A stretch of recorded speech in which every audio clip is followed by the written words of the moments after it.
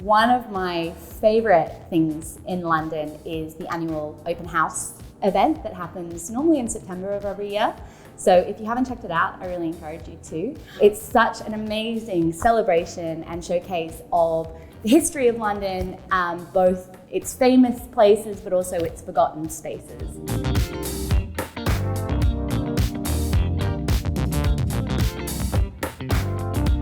I'm a massive foodie, and where our office is in Borough, we're perfectly placed in between Borough Market and also Mercato Metropolitano. And I don't think a lot of people know about it, but it's an amazing food place with food from all over the world, outdoor drinking areas, etc. Oxford is an amazing city. One of the reasons why we chose it is because of the location around the history of Oxford. So there's some amazing pubs along the way. The Trout is one of those that sits on one of the Oxford canal areas, about a 10-minute walk out the city. And it's just an amazing opportunity to sit by the river, enjoy the beer, the food, and they really do have great atmosphere. One of my favourite activities, what happened the other night, we went and explored an underground bar called Cahoots, and it's this old tube station that's no longer in use, and they've redesigned it so that it's as if it's back in the 1940s when we've just won the war, and your drinks are served out of old tin cans. It's a lot of fun.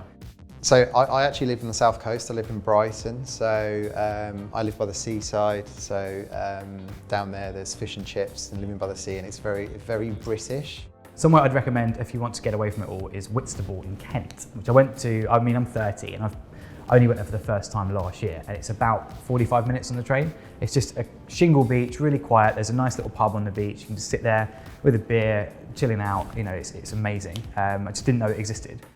Our Insignis office is in London Fields, and just down the road is Broadway Market, which is my absolute favourite market in London. If you're a big foodie like me, that's the place that you should be heading to for lunch on a Saturday. When I first moved to London a couple of years ago for the second time round, I actually wrote out a list of all of the things that I didn't get to do last time, and I highly recommend that. Everything from swimming in the ponds at Hampstead Heath to making sure that you throw yourself into getting the really cheap theatre tickets for £10 on an app, and experiencing the great nightlife and the food and the culture that this city really has to offer. Love living in London. I was lucky enough to live in New York for 9 years and worked around Asia, but we really love living in London. So it's a great place, great to get around, great sport, and great people to live with and work with and learn things from. I think one of the gems for me in London is this little wine bar called Sega and Wild, and it's fantastic. There's bottles of wine all over the walls. It feels like you're walking into a library. I really love it there. It's a cool experience. I'm lucky enough to bounce between London and the coast in Dorset. Dorset is a hidden gem for a number of reasons. One, because it has no motorways, so it's hard to get to, which is good from a peace and quiet point of view. But I think it's by train. I think it's just about 2.5 hours out of Waterloo, and you're suddenly in World Heritage coastline with amazing beaches.